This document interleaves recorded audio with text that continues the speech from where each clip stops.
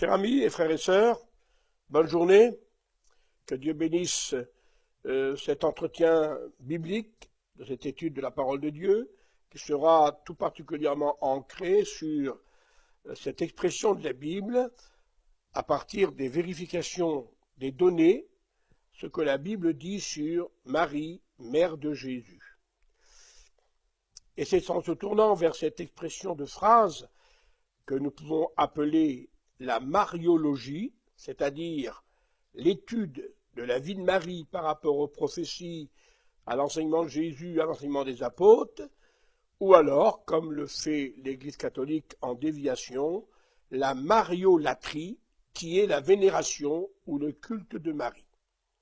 Nous nous en resterons bien sûr à l'étude pure et simple de la parole de Dieu.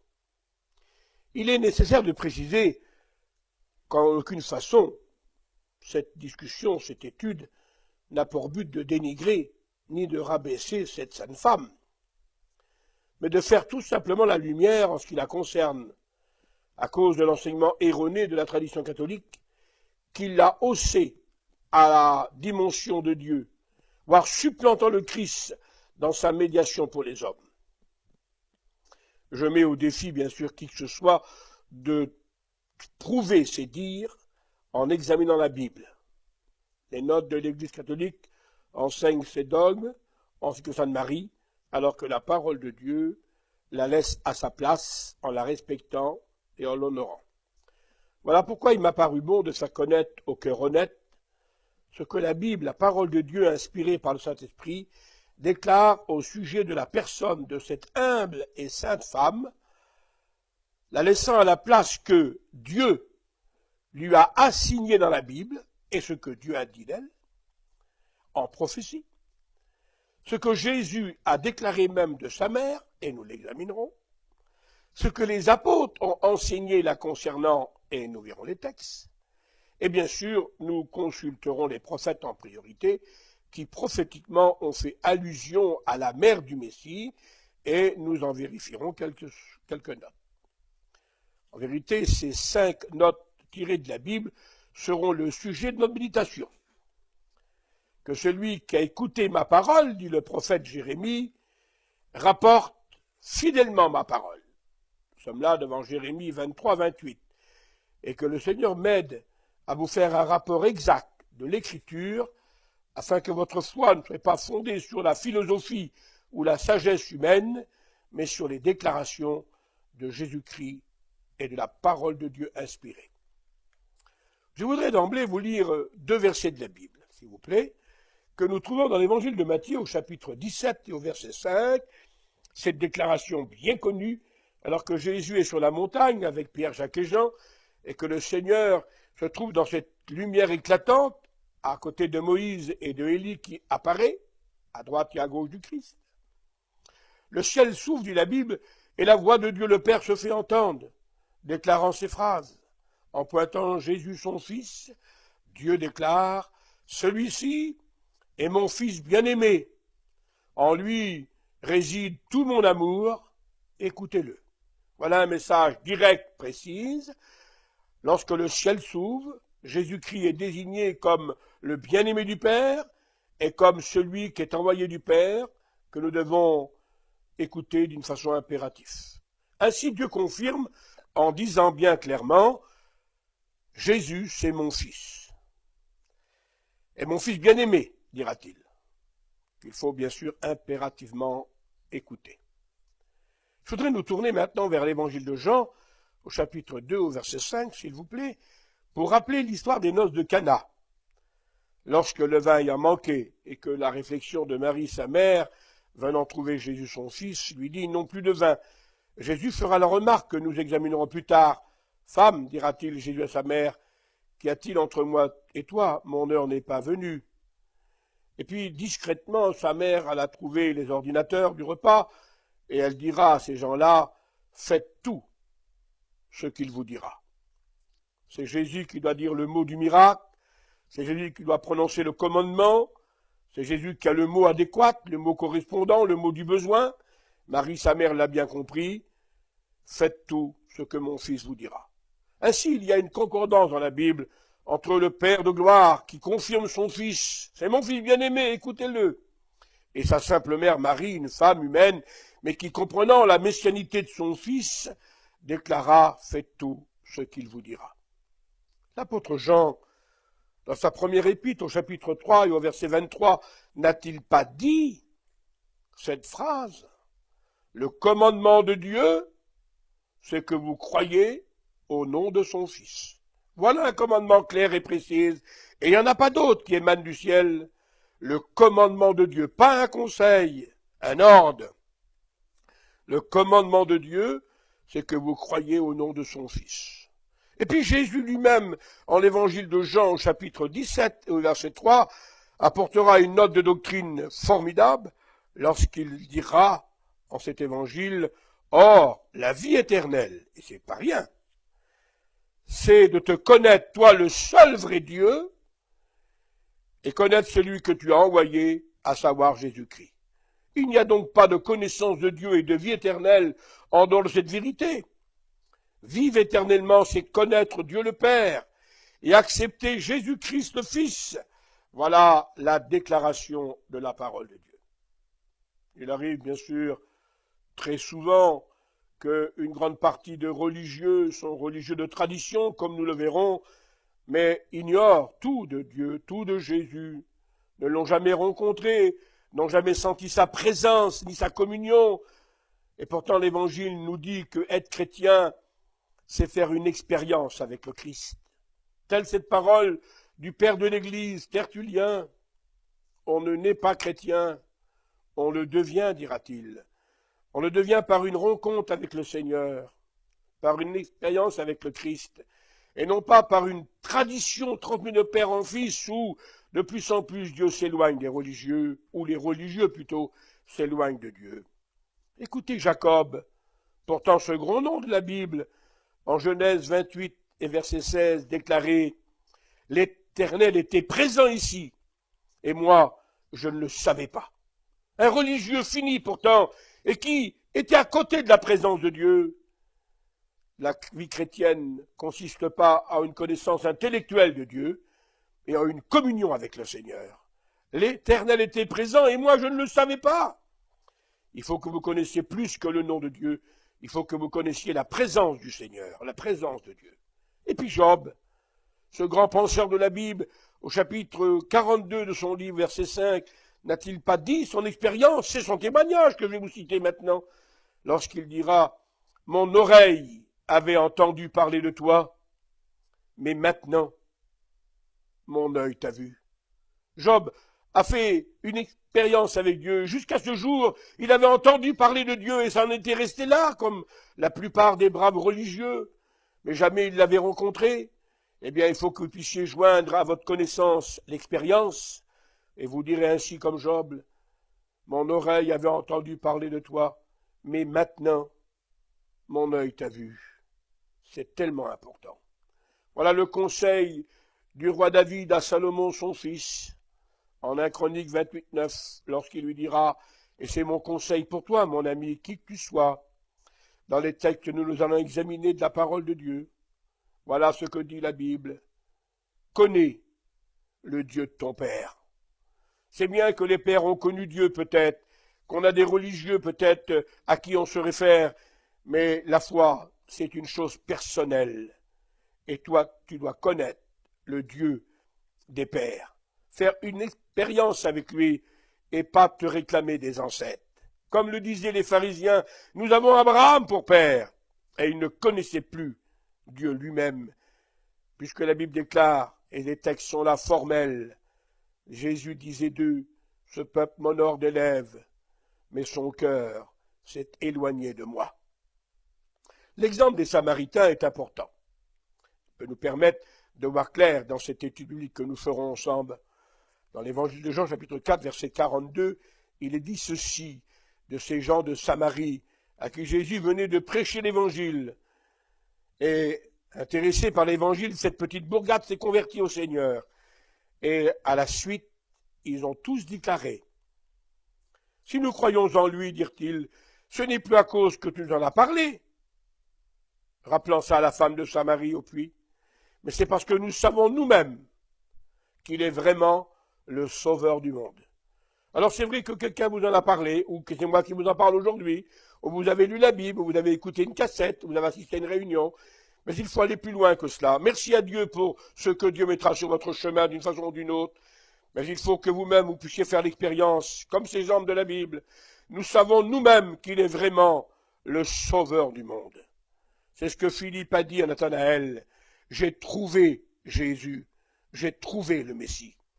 C'est une rencontre qu'il faut faire avec lui. Philippe était né religieux, mais ce jour-là, il l'avait rencontré. J'ai trouvé Jésus, j'ai trouvé le Messie. Et c'est important. N'est-ce pas la grande découverte du grand apôtre Saint Paul, lorsque sur le chemin de Damas, devant la vision qui lui apparaît du ciel et la voix qui se fait entendre du Seigneur à son cœur, Paul va déclarer, terrassé à terre, « Mais qui es-tu, Seigneur? Mais que veux-tu, Seigneur ?» Et pour conclure en disant, « Me voici, Seigneur. » Et voilà donc la découverte qu'il faudra faire, mes amis, dans cette étude de la Bible que je vous citerai maintenant. Découvrir le Christ, qui il est. Il était pharisien, fils de pharisien, il le servait avec beaucoup de dévouement, en faisant même une sale besogne, puisqu'il mettait à mort les croyants de l'époque de l'Église primitive, mais il ne connaissait pas le Seigneur. Et là, sur le chemin, il lui pose la question, « Mais qui es-tu » Il veut le connaître. « Mais que veux-tu » Il veut savoir sa volonté, et il est prêt à répondre, « Et me voici. » Ah, que c'est important, mes amis, mes frères, que vous puissiez connaître d'une façon véritable, personnellement, la parole de Dieu, la parole de Dieu. Écoutez ce que le Seigneur Jésus disait à la femme de Samarie, lorsqu'elle disait dans l'évangile de Jean, au chapitre 4, verset 22, « Vous priez à Jérusalem, mais nous prions sur le mont Garizim. » Et puis Jésus lui dira, « Femme, ce n'est ni à Jérusalem, ni sur le mont Garizim qu'il faut prier. Parce que vous adorez ce que vous ne connaissez pas. » Et combien de braves gens vénèrent, prient et ne connaissent pas Dieu. Vous vénérez, vous priez ce que vous ne connaissez pas. Voilà pourquoi le grand apôtre Saint Paul, en Actes des Apôtres, au chapitre 17, au verset 23, a fait cette remarque qui l'a bouleversé dans cette grande ville d'Athènes, aux divers dieux de la mythologie grecque, lorsqu'il dira, vous êtes tellement religieux, Athéniens, que dans votre ville il y a cet autel au Dieu inconnu. Et Paul de dire, eh bien ce Dieu que vous ne connaissez pas et que vous vénérez, je vais vous l'annoncer. Et il annonce Jésus-Christ, le sauveur des hommes, ce Fils de Dieu véritable venu pour chercher, pour sauver les hommes qui sont perdus, que c'est tellement important.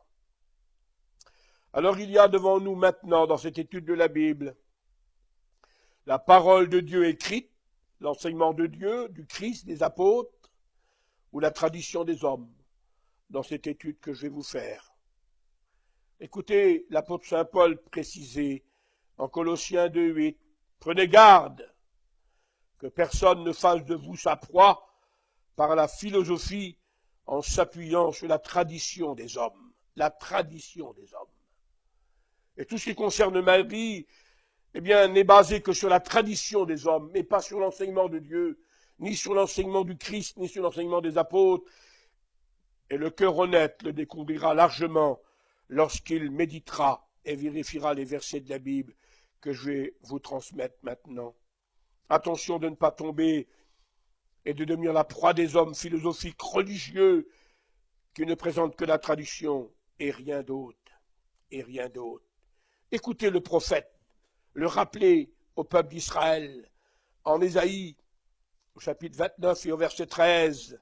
Le Seigneur dit, quand ce peuple s'approche de moi, il m'honore de la bouche et des lèvres, mais son cœur est très loin de moi, et la crainte n'est plus devant ses yeux. Ce n'est que de préceptes et de traditions humaines qu'ils mettent en pratique. Ce n'est que des préceptes et des traditions humaines.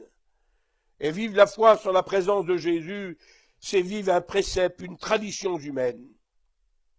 En vérifiant les versets de la Bible, Jésus lui-même dit à 4 reprises un mot Prenons-le dans l'évangile de Marc au chapitre 7 et au verset 8. Écoutez ce que le Seigneur Jésus déclare à Israël et qui peut facilement s'adopter à la majorité des gens religieux aujourd'hui. Vous abandonnez, dit le Seigneur, le commandement de Dieu pour suivre que la tradition des hommes.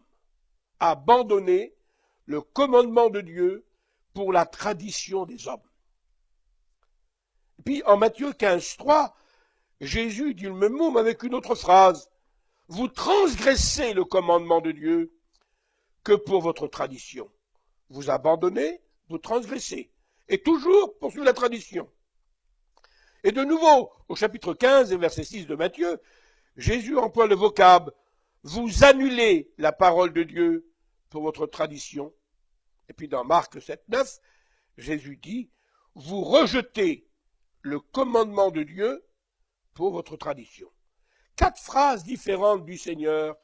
Vous abandonnez, vous transgressez, vous annulez, vous rejetez la parole de Dieu uniquement pour suivre votre tradition. Alors, amis et frères, toi qui avec un cœur sincère et honnête te poses la question et qui aujourd'hui encore fait le culte de la mariolâtrie, est-ce que tu as vérifié ça par la parole de Dieu ou est-ce que tu suis aveuglement la tradition, tout simplement? L'expérience de Paul peut nous aider à comprendre. Lorsque aveuglement il suivait la tradition des Juifs, étant animé, dit-il, d'un zèle excessif pour la tradition des pères, mettant à mort tous les chrétiens, les faisant blasphémer, Galates 1,14, il ne suivait que la tradition. Et puis plus tard, dans une confession d'humilité, il dira, frère, j'agissais par ignorance. Il était ignorant. N'est-ce pas ce que le Seigneur Jésus a dit en mourant au calvaire dans l'évangile de Luc? Père, pardonne-leur, ils ne savent pas. Alors si tu es ignorant, eh bien écoute cette phrase de la Bible. Quelle est ta position à l'égard de l'Écriture, à l'égard des dogmes catholiques et de l'enseignement chrétien?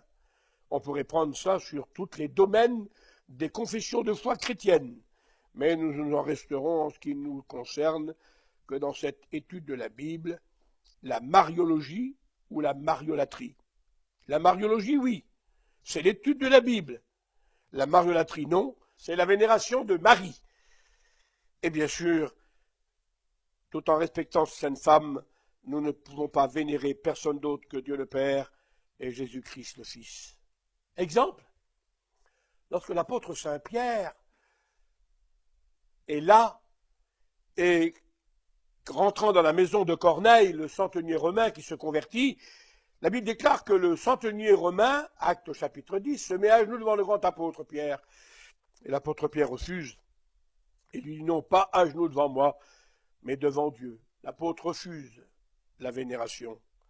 Et puis lorsque l'ange donne à Jean la révélation de l'Apocalypse, la Bible déclare que Jean tombe à genoux devant l'ange, mais que l'ange déclare non, il ne faut pas m'adorer à moi, mais toi et moi ensemble, nous adorons Dieu. Alors on n'adore pas un homme, on n'adore pas un ange, une femme, on adore Dieu et Jésus-Christ, et c'est tellement important. Restons bien ancrés sur la parole de Dieu, et puis ne dévions pas. L'apôtre Saint-Pierre, dans sa deuxième lettre, au chapitre 3, verset 16, précise, il y a des gens mal intentionnés, des gens ignorants, des gens mal affermis, qui tordent le sens de cette écriture.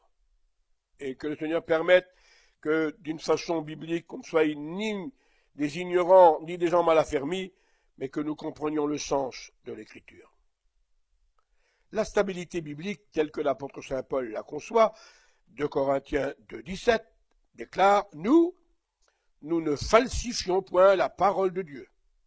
Et nous rappelons la pénalité pour ceux qui rajouteraient ou pour ceux qui retrancheraient, selon l'enseignement de l'Apocalypse, malheur à celui qui rajoute, malheur à celui qui retranche. Et Jésus de dire en Matthieu 24, 36, le ciel et la terre passera, mais ma parole ne passera point. C'est en Jean 10, 35 que le Christ nous disait « L'Écriture ne peut pas être anéantie. Un iota ne disparaîtra pas, que tout ce qui est écrit s'accomplit. » Alors ce que nous allons étudier, c'est l'Écriture. C'est Marie face à l'Écriture. Non pas face à la tradition, mais face à l'Écriture. Jésus disait, Jean 17, 17, « Père, ta parole est la vérité. » Et Paul de dire en 2 Timothée 3, 16, « Toute l'Écriture est inspirée de Dieu, utile pour instruire, pour enseigner, pour corriger et pour convaincre. » Que l'Écriture vous convainque et vous instruise et vous enseigne. Nous allons maintenant nous tourner, selon la parole de Dieu, vers les prophéties de la Bible. En effet, la mère du Messie est prévue dans quelques prophéties de la Bible.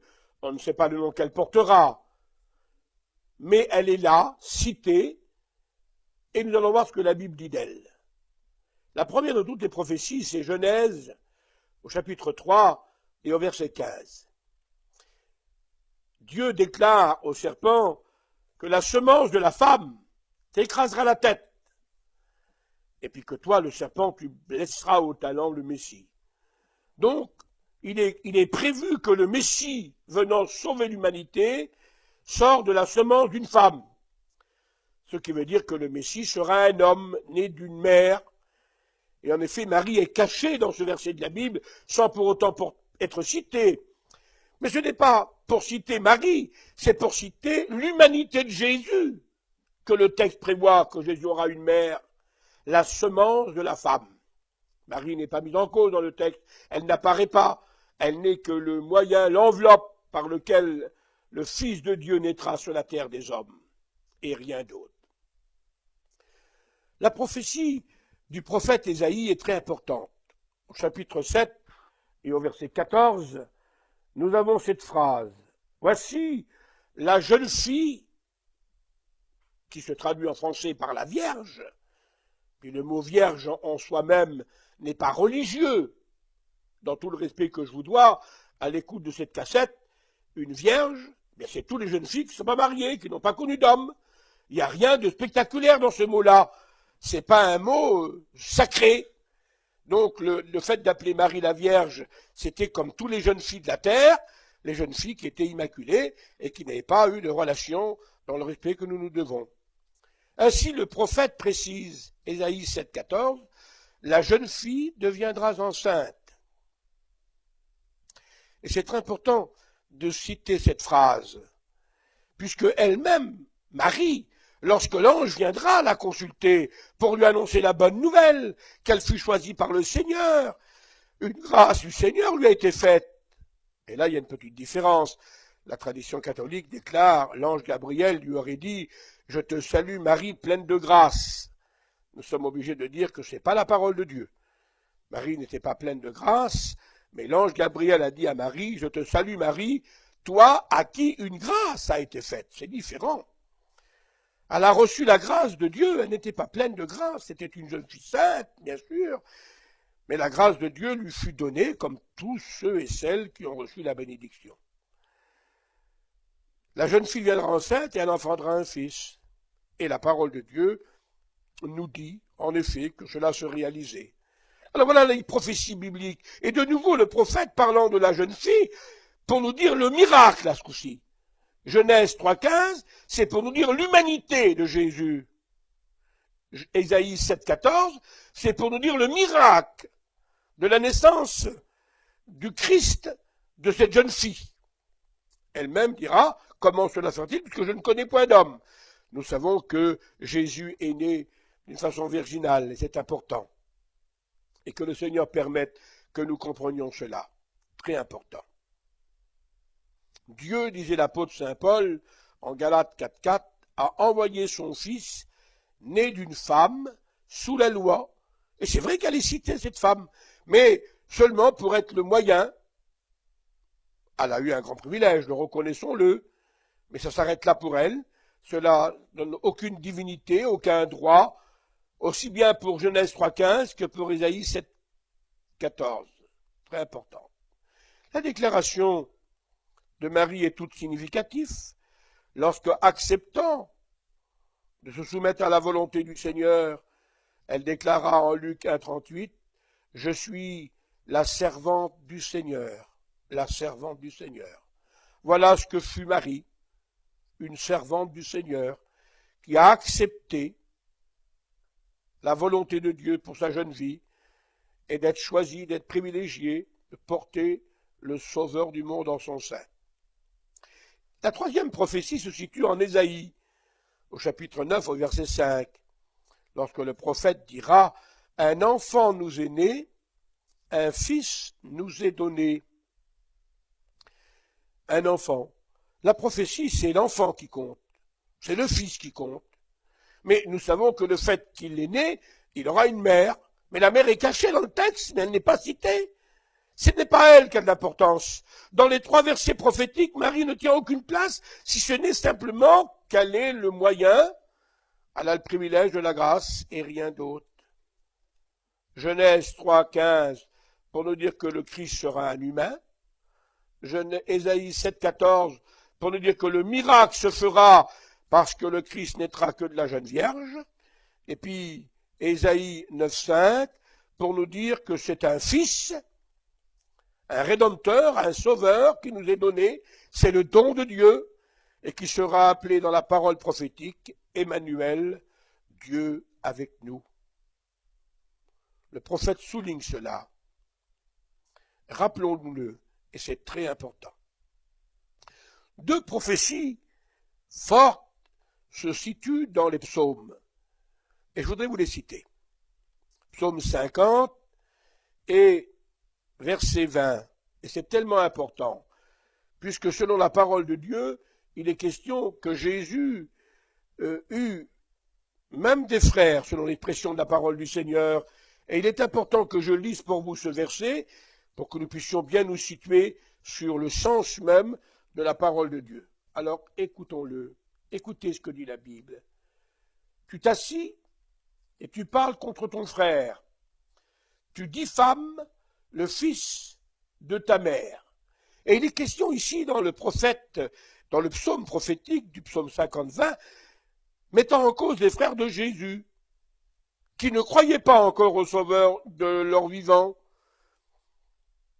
du vivant de Jésus, et qui parlaient, la Bible dit, parlaient contre son frère, diffamaient son frère. Et la prophétie met en cause ici la famille du Seigneur Jésus lui-même. Mais nous reviendrons pour examiner plus tard les frères et les sœurs de Jésus selon les enseignements bibliques précis et scripturaires. Mais la prophétie, elle le dit. En l'évangile de Jean, au chapitre 7, verset 5, il est précisé que ses frères, fils de Marie et de Joseph, ne croyaient pas en lui. Et même, en Marc 3, 21, même Marie, sa mère, ainsi que ses frères, étaient venus pour se saisir de Jésus et disaient de lui, il est hors de sens. C'est spécial quand même pour cette sainte femme qui avait reçu l'annonciation de la naissance du Messie en rester à ces phrases, ce qui prouve toute son humanité, toute son incompréhension, tout son embarras. Dire ça sur le Fils sauveur du monde. Comme quoi qu'elle disait que son fils était hors de sens. C'est important. Et c'est Jésus qui parle maintenant, prophétiquement, au psaume 69 et au verset 9, et qui dit « Je suis devenu un étranger pour mes frères et un inconnu pour les fils de ma mère. » Jésus étant filialement uni à la famille humaine par sa mère, parce que pour Marie, il est le premier-né, Jésus, comme nous le verrons ensemble, alors que pour Dieu, il est son Fils unique, et c'est différent. C'est donc la famille humaine de Jésus qui est mise en cause dans le texte prophétique du psaume. Et c'est vrai que Jésus était un étranger, un inconnu pour ses frères, pour les fils de sa mère. Voici un des versets parmi tant d'autres, Matthieu 13, 55, qui cite les noms des frères de Jésus, au pluriel bien sûr, notant aussi qu'il avait des sœurs. N'est-ce pas, disait-il à l'époque, le fils du charpentier? Est-ce que Jacques, Joseph, Simon et Jude ne sont-ils pas ses frères? Et ses sœurs ne sont-elles pas tous parmi nous? Ainsi, Jésus, sur le plan humain, avait frères et sœurs composant la famille de Marie et de Joseph, ce qui était normal et naturel et qui n'est aucune faute en soi. Et à plusieurs reprises, la parole de Dieu nous donne des dizaines de versets dans cette déclaration. Lorsque l'ange Gabriel vient annoncer à Marie la naissance, sa déclaration est pleine de sens. Écoutons la déclaration de l'ange Gabriel qui lui dit, l'ange lui dit, je te salue Marie, à toi qui une grâce a été faite. Dieu t'a béni entre toutes les femmes, tu enfanteras un fils, il sera grand, sera le sauveur. Et l'ange met la précision, non pas sur Marie, encore une fois, c'est très important de le dire, mais sur Jésus. Sur Jésus qui sera le miracle, sur Jésus qui sera la solution, sur Jésus qui sera le sauveur, sur Jésus le rédempteur. Et devant cette annonciation, Marie vénère Dieu, bénit Dieu, loue le Seigneur, et ne refusant rien de jouer ce rôle d'être en son sein la porteuse du Sauveur des hommes, et elle dira, Luc 1, 46, « Mon âme loue le Seigneur, et mon esprit se réjouit en Dieu mon Sauveur. » Jamais Marie n'a contrarié les paroles de l'Écriture. Tout ce qui a été dit ne vient pas d'elle, mais vient des religieux. Si on consulte Marie, elle sera toujours d'accord pour tenir son rôle de simplicité dans l'ombre et ne de jouer que le rôle que Dieu lui a demandé de jouer. Marie est consciente et elle comprend qu'elle a besoin d'un sauveur et que l'enfant qu'elle mettra au monde, qu'elle porte en son sein, sera non seulement le sauveur des hommes, mais sera aussi son sauveur et son Messie, comme Israël le déclare. Mais Marie va même plus loin que de se réjouir en Dieu et de s'humilier. Pardon.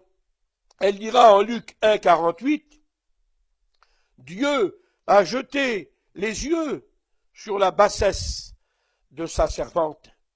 Elle ne se hausse pas à une dimension divine. Elle ne s'élève pas, elle ne s'enorgueillit pas, loin de là. Au contraire, elle s'humilie, elle reste la bassesse, la servante du Seigneur. Elle est simple et humble. Et voilà ce que le rôle qu'elle a joué, c'est tellement important. Je suis, rappelons-nous-le, la servante du Seigneur. Les anges attirent notre remarque sur ce fait, très important, très important. Lorsque ils précisent en Luc 2 et verset 11, le chant qu'ils chanteront lors de la naissance, et le ciel s'illumina, et les anges apparurent et chantèrent, et dirent aux bergers, ne craignez point, nous sommes chargés de vous annoncer une bonne nouvelle, c'est qu'aujourd'hui dans la ville de David, il vous est né un sauveur. Les anges eux-mêmes se mettent de concert pour enseigner, pour avertir au monde à travers les bergers que le Seigneur était venu et que le Christ était né à Bethléem. Marie est là pourtant avec Joseph, mais elle n'est pas citée, elle n'est pas notée par les anges, car elle n'est pas importante. Marie est au second plan. Joseph n'est même pas cité non plus dans le texte. Mais c'est Jésus qui tient le rôle de priorité. Il est, comme nous le verrons avec les mages, le roi, et pour eux, il est le sauveur. Il vous est né un sauveur. Et ce n'est que ce petit bébé qui est là, il était dans une crèche, qui est le sauveur des hommes. Lorsque les mages, Matthieu chapitre 2, verset 2, arrivent, demandons la phrase, ils déclarent, mais où est le roi des Juifs? Ils cherchent le roi des Juifs, ils cherchent personne d'autre, qui vient de naître. Ils ont fait des milliers de kilomètres et ils disent, nous sommes venus pour l'adorer. Et ce n'est pour personne d'autre. Lorsqu'ils rentrèrent dans la maison et qu'ils offrent leur trésor, ils ne cherchent pas ni la mère ni personne d'autre, mais ils cherchent où est l'enfant. C'est l'enfant qui est important pour les anges, pour les mages. C'est toujours l'enfant pour Dieu, pour les prophètes. C'est toujours Jésus qui est important et jamais Marie, tout en respectant la place qu'elle occupe. Où est l'enfant? Nous sommes venus pour l'adorer. C'est l'enfant qu'ils cherchent. C'est l'enfant qu'ils adorent. C'est à l'enfant qu'ils ouvrent leur trésor. Et ce trésor, ils le mettent devant le petit bébé. Ils ne l'offrent pas à Marie, mais à Jésus. Ils ouvrent leur trésor et le premier mage lui offre de l'or. Il y a une prophétie. Ce qui veut dire que Jésus était un roi, car l'or, on l'offre à un roi. Jésus, cet enfant qui naît là, dans cette crèche à Bethléem, sera le roi des rois, le seigneur des seigneurs. Et spirituellement inspiré, le premier mage lui offre son or comme un roi des rois. Le deuxième mage va lui offrir de l'encens. Pour lui, c'est vrai que c'est un roi, mais c'est surtout un Dieu. Et en effet, ce sauveur qui vient de naître, petit bébé, c'est le Fils de Dieu. Il est Dieu lui-même. Il est le Dieu véritable, écrira la Bible, qui renferme le divin dans son humanité. Et voilà pourquoi le deuxième mage lui offre de l'encens, car de l'encens on l'offre qu'à un Dieu. Le troisième mage va offrir au Seigneur Jésus, petit bébé, de la myrrhe. C'était un produit qui apaisait les douleurs, les souffrances. C'était un remède. Et le troisième mage confirme, c'est vrai qu'il est un roi, c'est vrai qu'il est un Dieu, mais c'est vrai qu'il sera un homme. Comme le prophète l'avait déclaré au chapitre 53 de son livre, homme de douleur, habitué à la souffrance, celui dont on détourne le regard. Il a été blessé pour nos péchés, brisé pour nos iniquités. Le châtiment qui nous donne la paix est tombé sur lui, et par ses meurtrissures, nous sommes guéris. Ce petit enfant est un roi, un Dieu et un homme. Et c'est devant ce roi, ce Dieu, cet homme, que les mages s'agenouillent, et non pas devant Marie. Tellement important. Jésus lui-même un jour a rectifié une déclaration qui émanait d'une femme dans la foule. L'évangile de Luc au chapitre 11, versets 27 et 28 précise « Une femme éleva la voix et glorifia en ces termes « Heureux le sein qui t'a porté, la mamelle qui t'a allaité ». Mais Jésus remit directement les choses à leur place et déclara « Heureux plutôt celui qui écoute la parole de Dieu et qui la garde ». Jésus s'est opposé au culte de la mariolâtrie. C'était pas Marie qu'il fallait mettre en avant, ni vénérer. Elle a joué avec beaucoup d'humilité, de respect, de soumission le rôle de Dieu, et ça en reste là, tant dans la prophétie que par les anges, que par les mages, telle la parole du Seigneur, très important de le rappeler. Jésus sans ombrage le rappelle, non pas heureux le sein qui m'a porté, la mamelle qui m'a allaité, non, non, heureux celui qui écoute la parole de Dieu et qui la garde, et c'est ça qui est important. Nous nous rappelons à Cana la parole de Jésus, comme nous vous le disions tout à l'heure, lorsqu'elle vient dire au Seigneur, ils n'ont plus de vin, et Jésus appelle sa mère femme. Qu'y a-t-il entre moi et toi? Dans le sens que toi tu es humain, moi je suis le Fils de Dieu, le Messie, et mon heure n'est pas encore venue. Elle n'avait pas donné d'ordre à son Fils Sauveur, à lui dire ce qu'il fallait faire. L'heure de sa mission allait sonner, Jésus allait faire ce miracle, mais c'est de sa propre volonté qu'il le fera, sans se soumettre à personne. Les ordres que j'ai, dit Jésus, je les reçois de mon Père, c'est lui qui me dit ce que j'ai à faire. Tant qu'il est petit enfant, il était respectueux à sa mère, c'est sûr. Maintenant, accomplissant le ministère pour lequel Dieu l'avait envoyé comme sauveur des hommes, femme, il n'y a rien entre moi et toi. Mon heure n'est pas voulue. Tu n'as pas d'ordre à me donner. Je sais ce que j'ai à faire. Je décide tout seul avec mon Père de ce que j'ai à faire. La parole est formelle, mes amis, et ces textes-là suffisent pour nous montrer la véracité de l'Écriture.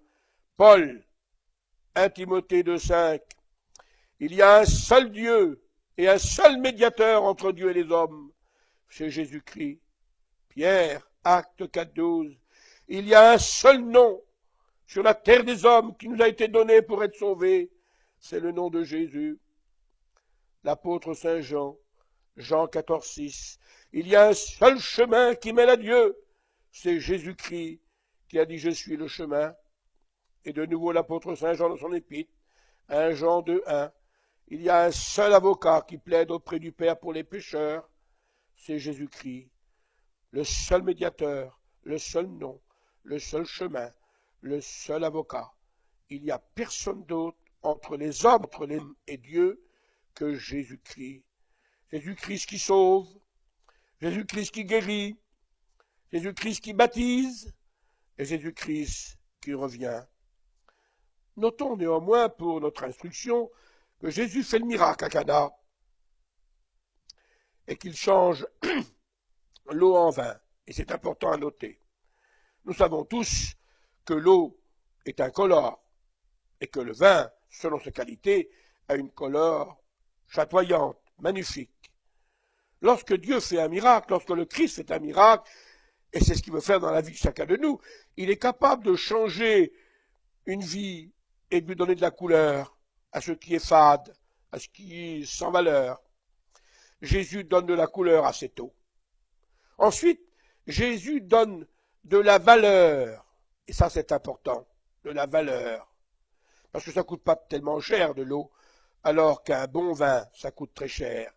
Jésus donne de la couleur, il donne de la valeur, et puis Jésus donne à cette eau plate de la saveur, un goût chatoyant, un goût gouléant. Ainsi, lorsque Jésus fait le miracle, il donne couleur, saveur et valeur. C'est ce que Jésus a fait à Cana, et c'est ce qu'il veut faire dans votre vie. C'est important. Que Dieu nous y aide. Dans le texte de l'évangile de Luc, au chapitre 1er, et je voudrais vous le lire, nous sommes devant la perplexité de Marie. Elle est perplexe, dit la parole du Seigneur. Elle ne sait que faire, que penser, que dire. Et ça nous prouve sa pure humanité, sans la rabaisser, sans essayer de chercher des difficultés, mais uniquement que pour reproduire le texte de la parole de Dieu. Voici ce que dit Luc, et au chapitre 1, et verset 39. Elle est perplexe. Dans ce même temps, Marie se leva et alla avec hâte vers les montagnes de la ville de Juda. Elle entra dans la maison de Zacharie et salua Élisabeth. Dès qu'Élisabeth entendit la salutation de Marie, son enfant tressaillit dans son sein, et elle fut remplie du Saint-Esprit. Et dans cette salutation, dans cet événement-là, on voit Marie qui ne sait pas trop que penser devant cette parenté, cousine qu'elle a, car elle aussi va enfanter un prophète qui s'appellera Jean-Baptiste, et dont Jésus, lui, elle donnera au monde le Sauveur. Ils sont ces deux femmes, tous les deux, devant une intervention de Dieu. Ils s'en réjouissent, mais ils sont là dans une interrogation. Marie, si elle aurait été divine, elle ne pourrait pas connaître l'embarras, elle ne serait pas perplexe, elle aurait les réponses à tout, mais elle n'a pas les réponses à tout. Et le texte biblique nous le dit. Au chapitre 2, au versets 43 et 44, nous lisons ceci, et je vous lis le verset s'il vous plaît, car c'est tellement important ce verset. Lorsque Jésus fut âgé de 12 ans, ils montèrent selon la coutume à la fête, et ils lui restèrent le temps de la fête. Lorsqu'ils se retournèrent, dit la Bible, l'enfant n'était pas avec eux, et il ne s'en aperçut pas. Il ne s'aperçut pas que l'enfant manquait. Sans minimiser et sans rabaisser Marie, mais si elle est aussi à la dimension de Dieu, elle aurait pu s'aperçu que son enfant manquait quand même. Mais le fait qu'elle ne s'aperçoit pas, ça veut dire que c'est une simple femme. Et le texte précise qu'au bout de 3 jours, elle le cherchait. Et même, il est dit dans la Bible, nous te cherchions avec angoisse. Elle était très angoissée, dit le texte.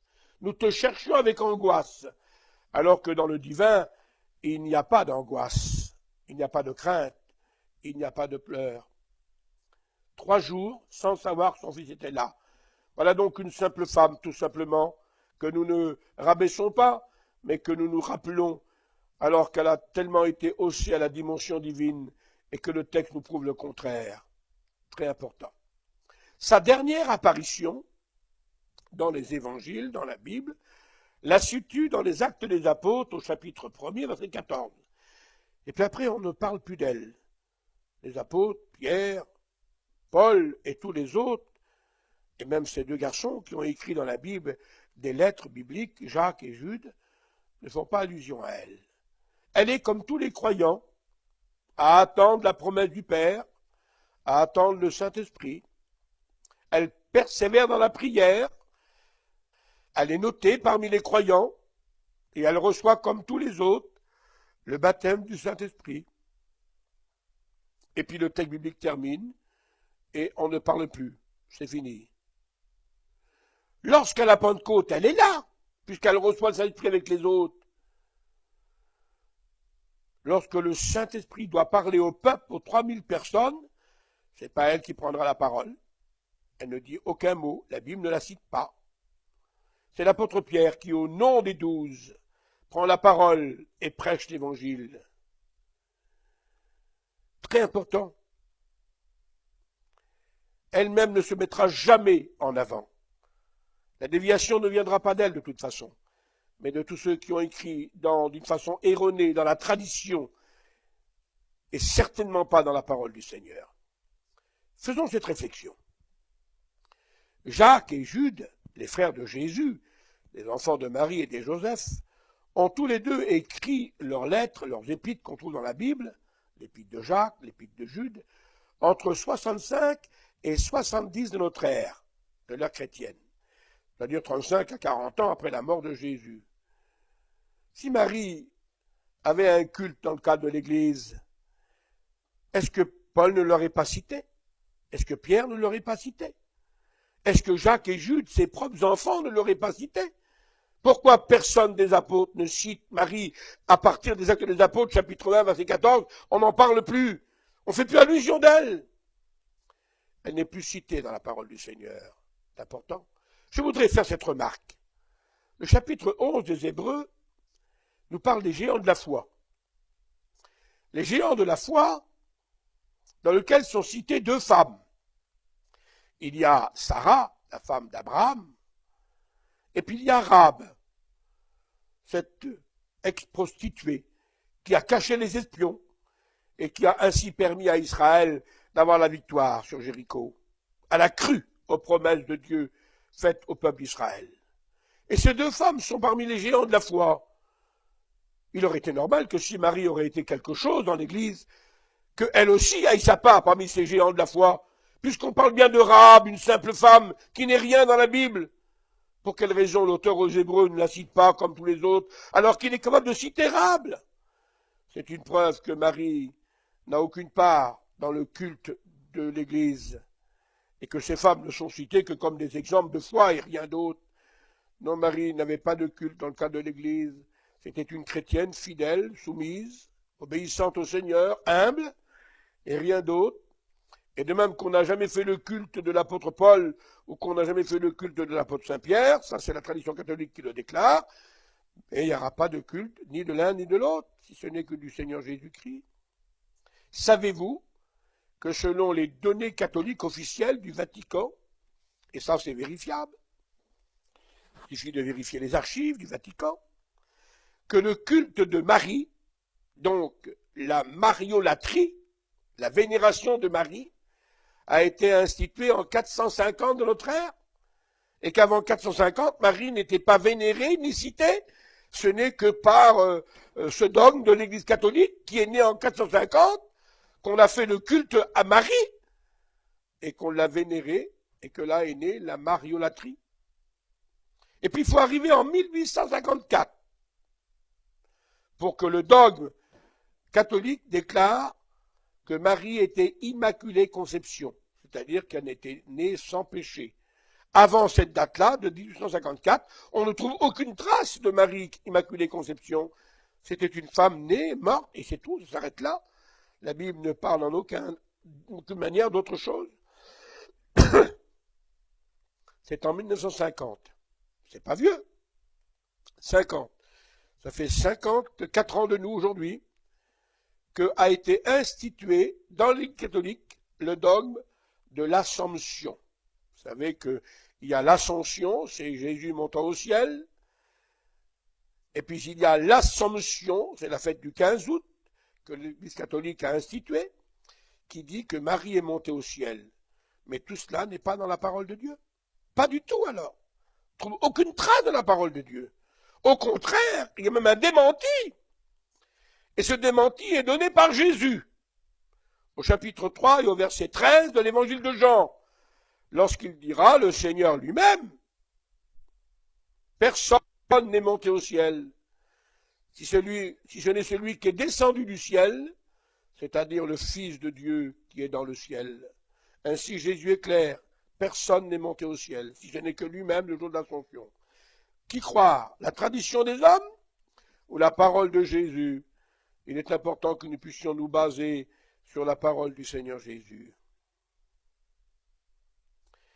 Il y a un non-sens dans la tradition catholique, et même une très grande contradiction, puisque l'Église catholique déclare que Marie serait montée au ciel, donc là, et qui ce serait l'Assomption, alors que si vous allez à Jérusalem, dans l'église qu'on appelle la Dormition, notez le mot, le jour que vous irez, l'église de la Dormition, on vénère Marie dans son tombeau qui est en train de dormir. C'est un non-sens. On dit qu'elle est montée au ciel et on la vénère à Jérusalem dans son tombeau. Elle est là dans son tombeau à Jérusalem en train de dormir. Il faudrait savoir ce que l'Église annonce, ce qu'elle enseigne. De toute façon, qu'elle soit enterrée quelque part et que comme tous les autres, connaissant la corruption, c'est sûr et certain que c'est possible, comme tous les apôtres, comme tous les prophètes. Le seul qui est sorti vivant du tombeau, c'est le Seigneur Jésus, et qui n'a pas connu la corruption. Alors, voyez, l'Église se contredit. D'un côté, disant qu'elle est montée au ciel avec son corps, d'un autre côté, disant qu'elle est en train de dormir dans l'Église, où on la vénère à Jérusalem. Le seul rôle qu'elle-même a dit, et nous l'avons lu 2 fois, c'est la 3e fois que nous citons cette phrase de Luc 1,38, elle a accepté de jouer le rôle de la servante du Seigneur, en considérant qu'elle était une simple servante du Seigneur, à qui une grâce a été faite, se réjouissant en Dieu son Sauveur, ce qui souligne qu'elle avait besoin d'un Sauveur. Et celui qui a besoin d'un Sauveur a besoin d'être sauvé. Et comme tous les autres, Marie a eu besoin d'être sauvée. Nous allons maintenant nous tourner vers une réflexion importante pour noter bien la pure humanité de Marie, Marie et ses enfants. Ce texte-là est fort. Matthieu, chapitre 1er, verset 18. Et je vous conseille de relire ces versets. Écoutez ce que dit la parole du Seigneur, c'est tellement important. Il est dit que Joseph prit pour femme Marie, mais il ne la connut point jusqu'à a enfanté son fils premier-né, Jésus. Tellement important ce verset de la Bible, nous permet de croire et de comprendre le texte écrit, très important. Je reprends le verset pour que nous puissions bien nous situer, s'il vous plaît. Il est tellement précis, ce verset de la Bible. Hein? Regardez. Marie, sa mère, ayant été fiancée à Joseph, se trouva enceinte par la vertu du Saint-Esprit avant qu'ils aient habité ensemble. Il est clair que Jésus était conçu dans le sein de Marie avant que Joseph, fils de Marie, s'en épouse, avant qu'ils eussent habité ensemble. Le texte ainsi est formel. Ils ont ensuite habité ensemble, ce qui est logique et normal, et pas une faute en soi-même. Et c'est le verset 25 qui dit ce que je vous disais tout de suite. Mais Joseph ne connut point Marie, jusqu'à la donner le jour à son fils, Jésus. Ce qui veut dire, dans le texte de la parole de Dieu, après la naissance de Jésus, et dans le respect qu'on se doit après la tradition juive que nous verrons et que nous examinerons, le temps de la purification, qui était prévu par la loi mosaïque, ensuite Joseph a fait de Marie son épouse. Ils ont habité ensemble après la naissance du Seigneur, et Joseph ne l'a point connue jusqu'à ce qu'elle a donné naissance à son fils Jésus. Le texte souligne qu'il l'a ensuite connu, et ce mot connaître, eh bien c'est donc le rapport naturel d'un couple, comme il se doit, selon la volonté de Dieu, et il n'y a aucun péché en cela, bien sûr. très important.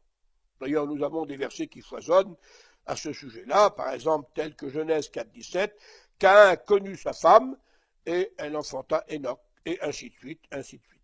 Et les textes précisent. Elle-même le rappellera, je ne connais pas d'âme. Et Joseph ne l'a pas connu jusqu'à ce que Jésus soit enfanté. Ensuite, le texte précise, il l'a connu. Alors je vous disais que pour Dieu, Jésus est le Fils unique, alors que pour Marie, Jésus est son premier-né. Regardez l'évangile de Luc, s'il vous plaît, au chapitre 2, tellement important ce verset de la parole, qu'il faut que nous le lisions ensemble. Je vais m'arrêter sur le texte pour bien être précise. Au chapitre 2, au verset 7, la parole du Seigneur est formelle, et elle nous dit cette phrase, 2,7. Et elle enfanta son fils premier-né, elle l'emmaillota et le coucha dans une crèche. Elle enfanta son fils premier-né. Chacun de nous est au courant de ce que c'est qu'une famille. Si on dit voici mon aîné, on parle du plus vieux. Si on dit c'est mon cadet, c'est le deuxième. Si on dit c'est mon benjamin, ça veut dire que c'est le dernier de la famille. Jésus n'est pas le cadet ni le benjamin, il est le premier-né de Marie. Ça veut dire qu'il est le premier-né. Il aurait été le fils unique, il n'y en aurait pas eu derrière, on l'aurait appelé le fils unique. Mais Jésus, pour Marie, n'est pas appelé le fils unique.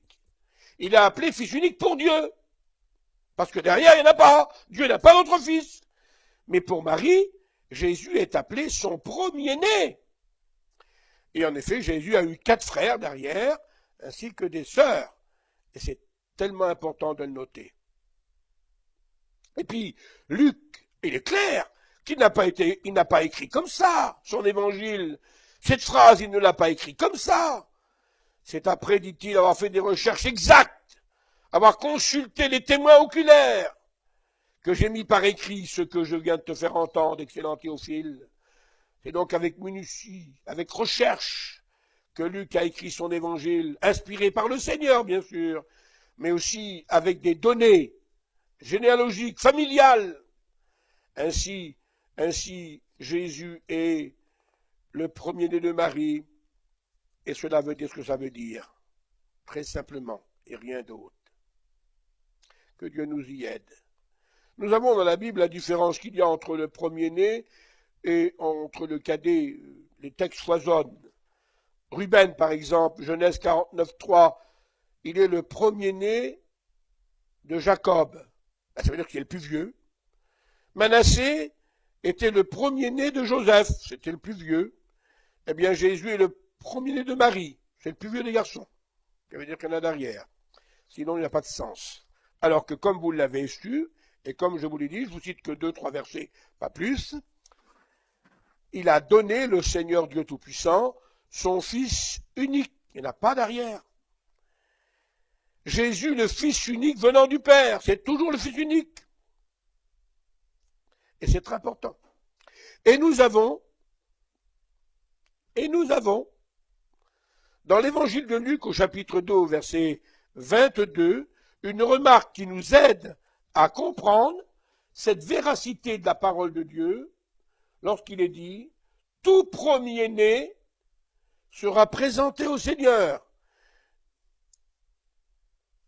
Et voilà pourquoi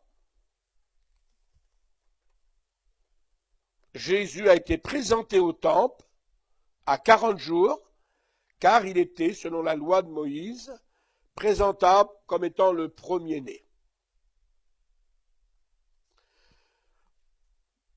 Selon l'expression de la parole, et je ne voudrais pas exagérer les faits, je voudrais juste vous dire ceci, c'est que Marie n'a pas pu faire autrement que d'attendre le jour de la purification. C'est marqué dans le texte de la parole du Seigneur.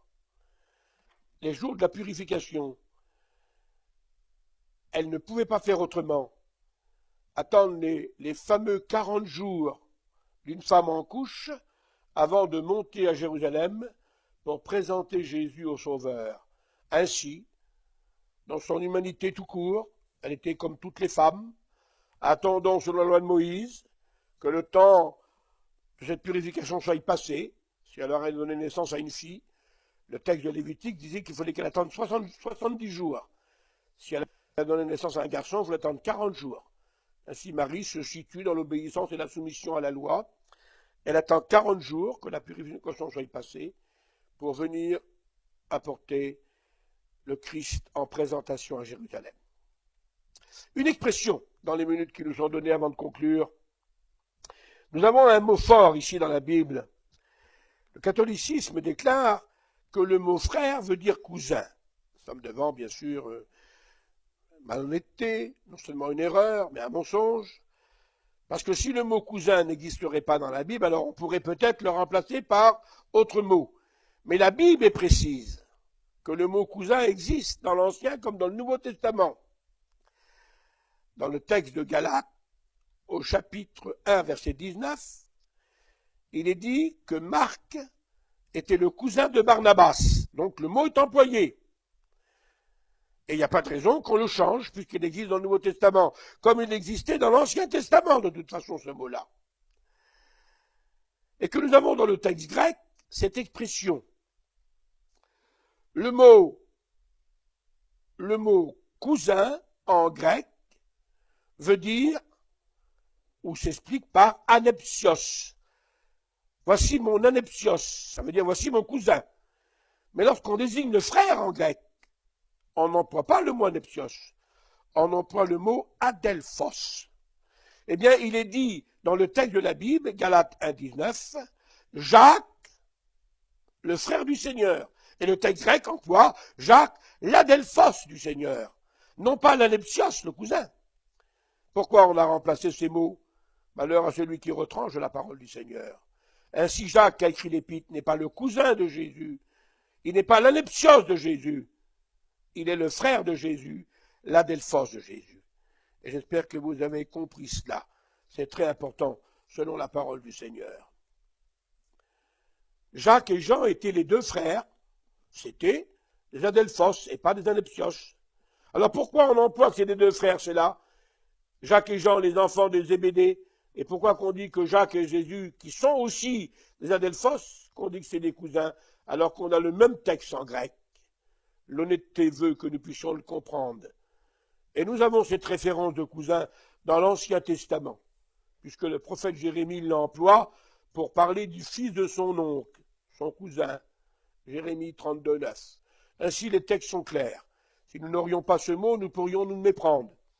Mais nous avons ce mot, et il est important que nous puissions le constater. Très important. Ainsi, Jésus a eu plusieurs frères. Le texte de Marc le dit, sa mère et ses frères, ta mère et tes frères, et ils sont une dizaine de fois notés dans la parole de Dieu, avec cette précision de Jean 2,12. Jésus descendit avec sa mère, avec ses frères et avec ses disciples. Très important. Très important.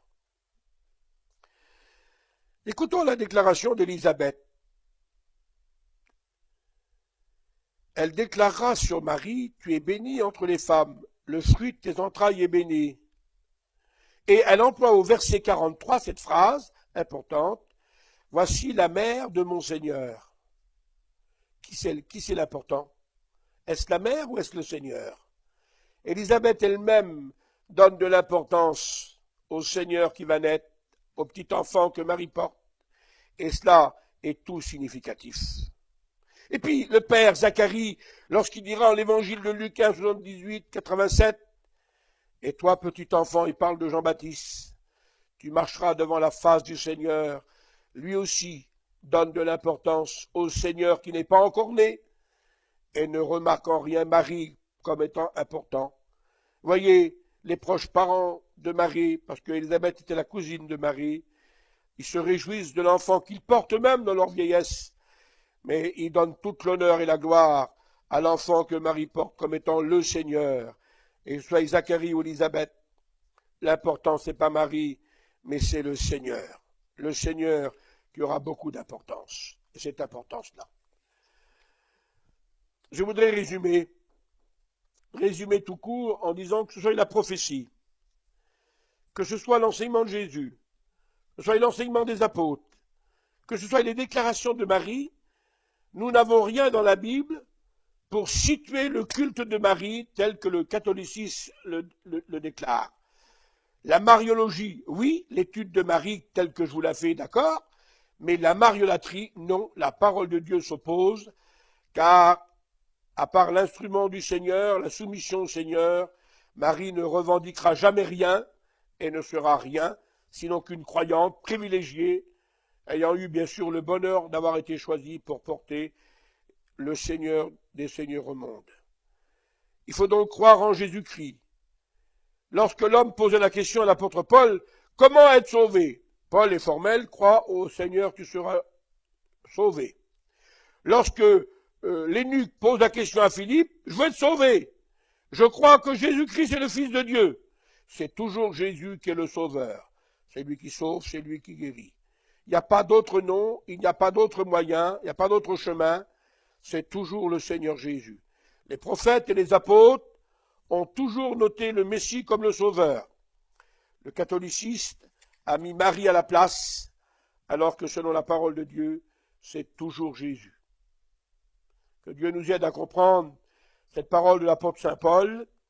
Si tu confesses de ta bouche le Seigneur Jésus, et si tu crois dans ton cœur que Dieu l'a ressuscité des morts, tu seras sauvé. Cette parole de l'apôtre Pierre est toute pleine de sens. À qui irions-nous si ce n'est qu'à toi?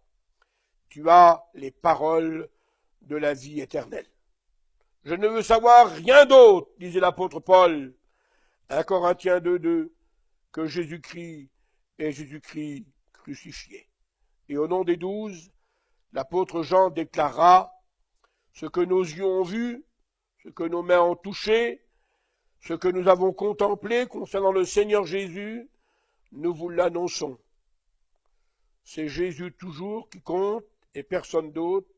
Voilà pourquoi nous sommes appelés par Hébreux 12:2, ayez les regards sur Jésus, le chef et le consommateur de la foi.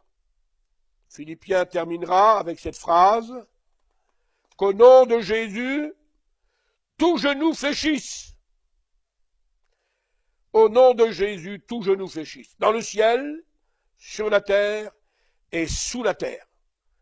Qu'un seul nom devant qui on doit s'agenouiller et fléchir, c'est le nom du Seigneur Jésus.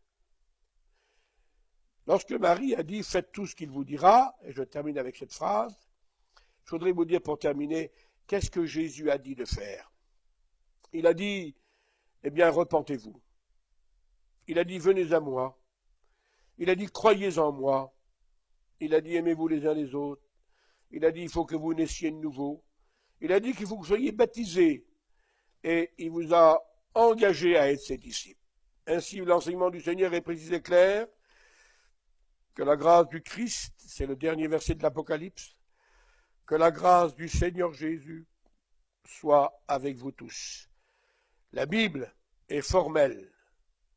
Dieu a tant aimé le monde qu'il a donné son Fils unique, afin que quiconque croit en lui ne périrait point, mais qu'il ait la vie éternelle. Que le Seigneur permette que vous compreniez ces quelques mots. Malheur à l'homme qui se confie dans l'homme, disait le prophète Jérémie 17:5. Le ciel passera, ma parole demeurera. Celui qui a écouté ma parole la rapporte fidèlement. Et j'ai essayé de vous dire quelques mots de cette parole du Seigneur pour vous montrer que malgré les privilèges de cette sainte femme que nous respectons, qui est dans le repos du Seigneur, qu'elle attend comme tous les chrétiens la résurrection glorieuse et l'enlèvement de l'Église, Marie demeure une simple femme qui la Bible nous demande en aucun cas de la vénérer, de la prier, quelle que soit, et que tout ce qui a été dit à ce sujet, c'est la tradition des hommes, mais ce n'est pas la parole du Seigneur. Ayons donc les regards sur Jésus, et comme l'apôtre Saint Paul, tout le chemin de Damas, ce religieux fanatique, que la conversion à Jésus, acte 9, 18, fasse que vos écailles tombent de vos yeux, et que vous puissiez voir clair qu'il y a un seul nom, c'est Jésus, un seul sauveur, c'est Jésus, un seul chemin, c'est Jésus, un seul médiateur, c'est Jésus. Que Dieu vous bénisse, je prie pour vous,